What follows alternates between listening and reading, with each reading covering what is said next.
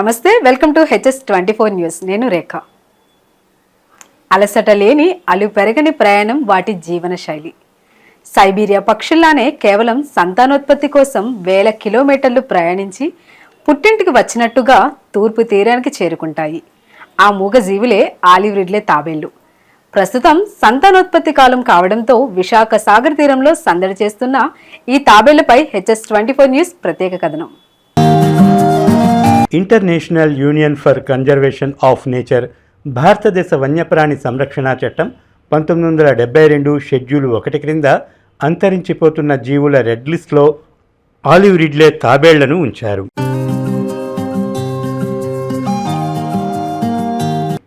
రెండు అడుగుల పొడవు, సుమారు 500 కేజీల బరువు ఉండే ఈ తాబేళ్లు ఆహారాన్వేషణ, గుడ్లు పెట్టడం, సంతానోత్పత్తి కోసం వేల కిలోమీటర్లు ప్రయాణిస్తాయి. పుట్టిన చోటుకే వచ్చి మళ్ళీ అక్కడే గుడ్లు పెట్టడం అనేది ఈ తాబేళ్ల ప్రత్యేకత. వీటిల్లో 7 జాతులుండగా 5 జాతుల తాబేళ్లు జపాన్, ఆస్ట్రేలియా, న్యూజిలాండ్ ఇతర దేశాల నుంచి ఒడిశా, ఆంధ్రప్రదేశ్ రాష్ట్ర తీరాలకు సముద్ర మార్గంలో వలస వస్తుంటాయి.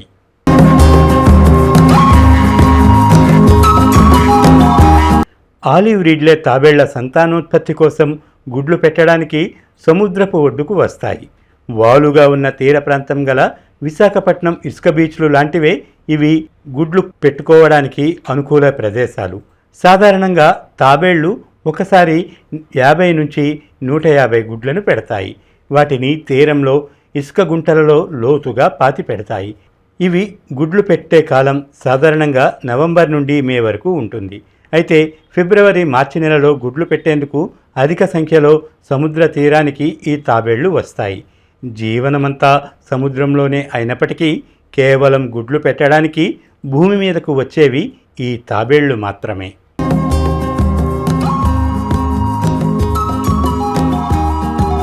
విశాఖ బీచ్లో కలుషితమైన వాతావరణం, భయంకరమైన మురికి పరిస్థితులు, ఇసుక తొలగింపు, దిబ్బలు దెబ్బతినడం కారణంగా తాబేళ్లు గుడ్లు పెట్టలేని పరిస్థితి నెలకొంది. వీటి జీవనానికి ప్లాస్టిక్ కూడా పెద్ద శాపంగా మారుతోంది. పర్యాటకులు బీచ్లో వేసిన ప్లాస్టిక్ను ఇవి ఆహారంగా తీసుకోవడంతో వాటికి అవసరమైన ఆహారాన్ని తినలేక మరణిస్తున్నాయి.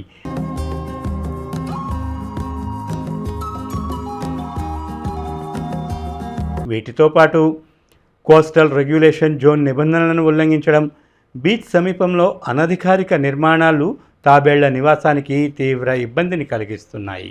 అదేవిధంగా నీటి ఉష్ణోగ్రతల్లో మార్పులు, లవణీయతలో మార్పులు తాబేలు పిల్లలపై ప్రభావం చూపుతున్నాయి.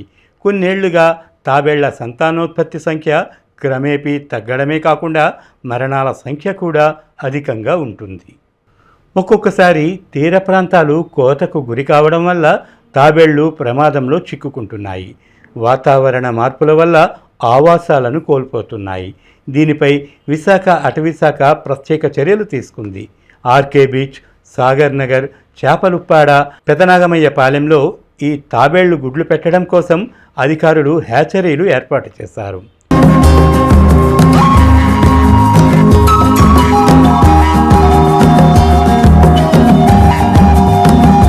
ఆలివ్ రిడ్లే గుడ్లు పిల్లలయ్యేంత వరకు సుమారు 40 రోజుల పాటు రక్షణ వలయం ఏర్పాటు చేస్తున్నామని విశాఖ అటవీశాఖ forest range officer PV Sastry తెలిపారు.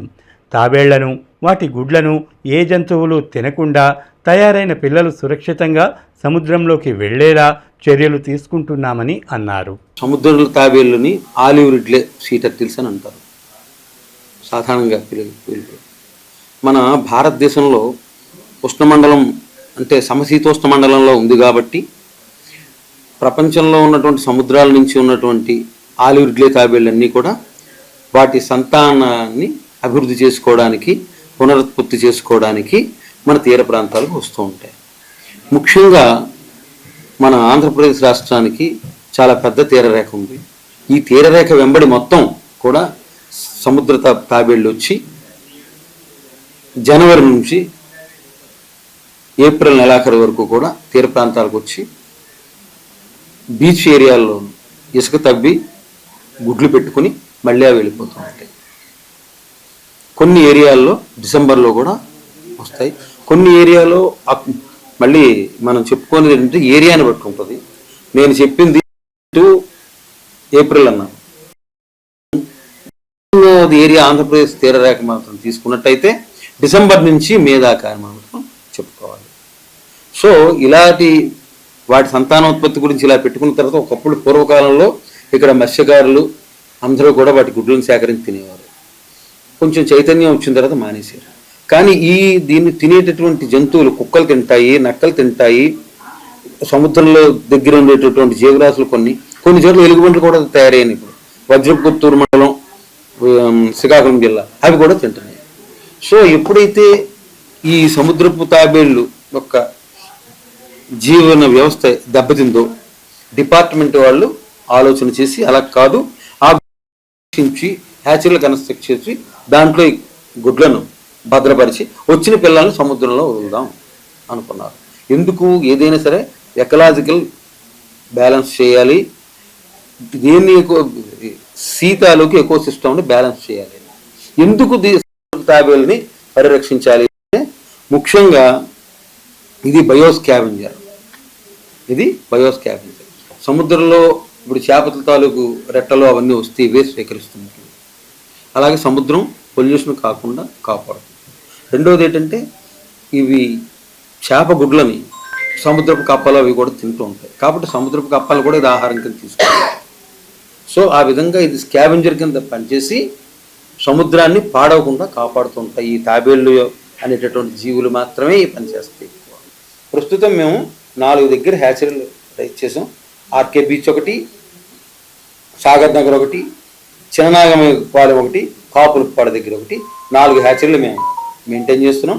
20 మందిని సీ టర్టిల్ హ్యాచరీ వాచర్ల కింద ఒక్కొక్క హ్యాచరీకి 5 చొప్పున మేము నియమించడం జరిగింది. వీళ్ళు ఉదయాన్నే తెల్లవారుజాము 4 గంటలకల్లా వెళ్ళి ఎక్కడైతే పిల్లలు పెట్టాయో వాటి కాలు గుర్తుల ఆధారంగా లేకపోతే ఐ విట్నెస్ చూసి మొత్తం ఆ గుడ్లన్నీ సేకరించి హ్యాచరీలో పెడుతున్నారు. అవి 40 నుంచి 45 రోజుల్లో పిల్లల కింద మారిన తర్వాత విడిచిపెట్టడం కూడా జరుగుతుంది. రీసెంట్గా ఇప్పుడు సాగర్ నగర్ దగ్గర అప్పుడే 4-5 బ్యాచ్లు పిల్లల కింద మారి ఆ పిల్లల్ని విజయవంతంగా సముద్రంలోకి విడిచిపెట్టడం జరిగింది. ఇప్పుడు ఇది నిరంతరం సాగే ప్రక్రియ. చూస్తే దగ్గర 30,000 గుడ్లను మాత్రమే సేకరించడం జరిగింది. ఈ సంవత్సరం మాత్రం 60,000 గుడ్లు సేకరించినప్పటికీ ఈ తేడా ఏమిటి అంటే వాళ్ళని చైతన్యవంతులు చేయటము, ఎవరిని సమీప గ్రామాల్లో కమ్యూనిటీని వీళ్ళందరినీ చేయటము, తర్వాత మాతో కలిసి పనిచేస్తున్నటువంటి స్వచ్ఛంద కొన్ని ఉన్నాయి, ట్రీ ఫౌండేషన్ ఒకటి, వాళ్ళు చేయడం బట్టి రేటు బాగుంది. ఇప్పటికే 60,000 దాటిపోయింది గుడ్ల సేకరణ. ఇంకా పెరిగిపోతుంది. మా హ్యాచరీలలో చోటు చాలదు, పక్కన కూడా హ్యాచరీలు కన్స్ట్రక్ట్ చేయవలసిన పరిస్థితి కూడా వస్తుందేమో అని భయపడుతున్నాం. ఎందుకంటే ఇంకా 2 నెలల దాకా టైం ఉంది మనకి. ఇంకా మార్చి నెల ఎండింగ్లో ఉన్నాం, ఏప్రిల్ నెల అంతా ఇంకా సీజనే. వస్తే అవి కూడా తప్పకుండా మేము చేస్తాం. మరైన్ బోట్స్ అసోసియేషన్ వాళ్ళ దగ్గరికి వెళ్ళి మా డిఎఫ్ఓ మేడం గారు, మేము, తర్వాత ఫిషరీస్ డిపార్ట్మెంట్ వాళ్ళు వెళ్ళి అవేర్నెస్ ఒకటి క్రియేట్ చేశాము. తర్వాత సమీప ఫిషర్మెన్ కమ్యూనిటీలో కూడా అవేర్నెస్ క్రియేట్ చేశాం కాబట్టి మరణాల రేటు బాగా తగ్గింది. అసలు మామూలుగా మేము నేర్చుకున్నది చదువుకున్నది వేరు, బట్ ఇది కలిపి అస్థానిస్తుంది అన్నమాట. అది జనసంచారం లేకుండా కేవలం నక్షత్రకాంతితో మాత్రమే వచ్చి సముద్రంలో నుండి ఒడ్డుకు నడుచుకుని వచ్చి గొయ్యి తవ్వుకుని గుడ్లు పెడుతుంది. అది మేము చూస్తాం. కానీ రీసెంట్గా, వెరీ రీసెంట్గా ఐ షాక్డ్ అండ్ సర్ప్రైజ్. సాయంకాలం 8 గంటలకి మన ఆర్కే బీచ్లో వచ్చి 2 తాబేళ్ళు గొడ్లు పెడుతున్నాయి ఇంత లైటింగ్ తోటి. అంటే వాటికి కూడా అవి కూడా పర్యావరణానికి, అంటే మారుతున్న పరిస్థితులకు అనుగుణంగా అవి కూడా మారుతున్నాయి అన్నమాట.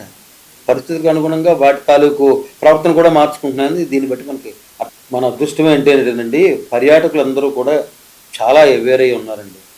అంటే అందరూ కూడా ఆల్మోస్ట్ ఆల్ ఎడ్యుకేటెడ్ పీపులే ఎక్కువ మంది ఉన్నారు. ఒకవేళ అన్ఎడ్యుకేటెడ్ ఫిషర్మెన్ కమ్యూనిటీలో ఉన్న వాళ్ళని మనం ఎడ్యుకేట్ చేస్తున్నాం కాబట్టి సముద్రపు తాబేళ్ళకి హాని కలిగించేటటువంటి చర్యలేవి కూడా వాళ్ళు చేపట్టలేదు. మన ఎవరైతే టూరిజం డిపార్ట్మెంట్ వాళ్ళు ఉన్నారో, జీవీఎంసీ వాళ్ళు ఉన్నారో, వాళ్ళ అండర్లో దిగినటువంటి బీచ్లు క్లీన్ చేస్తున్నప్పుడు వాళ్ళు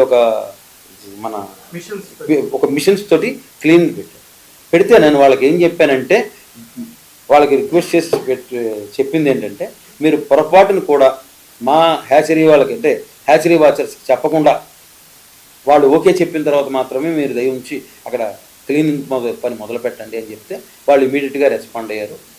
అంటే ఏంటి, అసలు ఫస్ట్ ఏం చేస్తుందంటే అది నిలువుగా లోపలికి వెళ్ళి మళ్ళీ లోపలికి సైడ్ వెళ్తుంది. అంటే వర్టికల్గా వెళ్ళి హారిజాంటల్గా కూడా వెళ్తుంది లోపలికి. అంటే తను పెట్టే గుడ్లు కనపడకుండా ముందు గొయ్యి తవ్వుతుంది, నిలువుగా గొయ్యి తవ్వుతుంది, తర్వాత అడ్డగా కొంత దూరం సొరంగం కింద చేస్తుంది. ఆ సొరంగంలోకి గుడ్లు వెళ్ళేలా చేస్తుంది. చెప్పి దాని ప్యాకింగ్ వర్క్ కూడా చాలా బ్రహ్మాండంగా ఉంటుంది. ప్యాకింగ్ అంటే ఆ తవ్వేసినటువంటి ఇసుకంతా తీసి శబ్దం వస్తుంది, టప టప టప టప రెక్కలతో కొడుతుంది. అది అసలు మనిషి మనం ఏదైతే కాంక్రీట్ వేసిన తర్వాత కొడతాను చూసారా, అలాగే పైన కొడుతుంది. అలా పక్కన ఏమీ కనిపించదు. అసలు అక్కడ గుడ్లు ఉన్నాయి అని కూడా మనకి ఆనవాలే ఉండదు. పూర్వం ఇసుక అది గొయ్యి తవ్వనప్పుడు ఏ విధంగా ఉందో అదే విధంగా ఉంటుంది. కానీ మా వాళ్ళు కాలిగుప్తులను అనుసరించి వెళ్తారు. సముద్రం సీటర్టీలు సముద్రం నుంచి బయటకు వచ్చినప్పుడు వాటికి పెగ్మార్క్స్ ఏర్పడతాయి, వాటి కాలిగుప్తులు ఉంటాయి. దాన్ని బట్టి అనుసరించి వెళ్ళి అక్కడ తీస్తారు. తర్వాత తీసినప్పుడు గొయ్యి తవ్వి దాని తాలూకు మెజర్మెంట్స్ కొలుస్తారు. లోతు ప్లస్ వెడల్పు, పొడవు వెడల్పు లోతు 3 కొలుస్తారు. అదే విధంగా హ్యాచరీలో గొయ్యి తవ్వి పెడతారు. అసలు సంగతి ఏంటంటే, మీరు సేకరిస్తున్నప్పుడు పై గుడ్లు మేము ఒక గుడ్డ సంచి పట్టుకెళ్తాం. గుడ్డ సంచి పట్టుకెళ్ళినప్పుడు అసలు ఒరిజినల్గా తాబేలు పెట్టిన గుడ్లు పెట్టినప్పుడు అవి కిందకి వెళ్తాయి, అడుగువి పైకి వస్తాయి. దాని తర్వాత అక్కడ సేకరించినప్పుడు చుట్టుమట్టి దాని తాలూకు మాయలాంటి ఉంటుంది, అది కూడా జిగురులాంటి పదార్థం ఉంటుంది. అదంతా కూడా ఈ సంచిలోకి పేర్చుకొస్తాం. మళ్ళీ హ్యాచరీ దగ్గరికి వచ్చిన తర్వాత అదే కొలతలతో గొయ్యి తవ్వుతాం.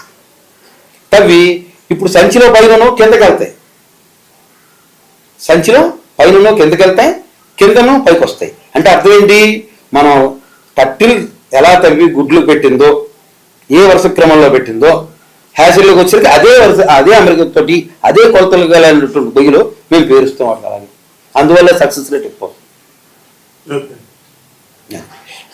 వీటి గుడ్లు పొదిగి పిల్లలయ్యేంత వరకు సుమారు 40 రోజుల పాటు రక్షణ వలయం ఏర్పాటు చేస్తున్నామని విశాఖ అటవీశాఖ forest range officer PV Sastry పేర్కొన్నారు.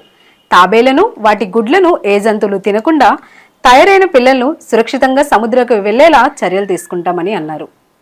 ఇది వాటి స్పెషల్ స్టోరీ. మరిన్ని అప్డేట్స్ కోసం keep watching HS24 news. Please do like, share and subscribe our channel.